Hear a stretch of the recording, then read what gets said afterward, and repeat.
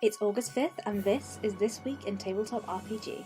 So this week, Gen Con is taking place. It's one of the biggest game conventions in North America, so that means lots of publishers will be making announcements about upcoming releases.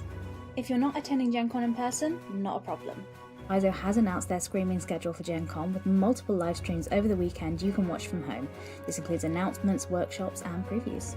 In the run-up to Gen Con, several women and BIPOC creators have reported harassment from individuals claiming to be a member of the Gen Con staff or volunteers. Gen Con's safety consultant has confirmed that none of the phone numbers of the affected people were in Gen Con's system, and the convention does not believe there was any kind of information leak. They have stated online, it is not legitimate, they've been contacted by means that aren't in our system.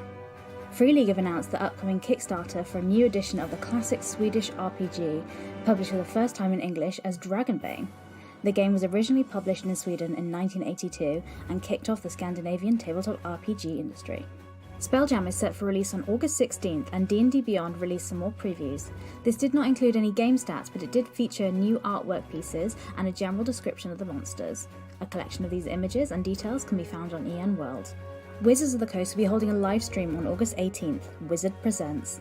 They've not given a time or more details on what the event will entail, other than it will be sharing more of the brand's future plans. We'll keep you updated with more details as we receive them at EN World.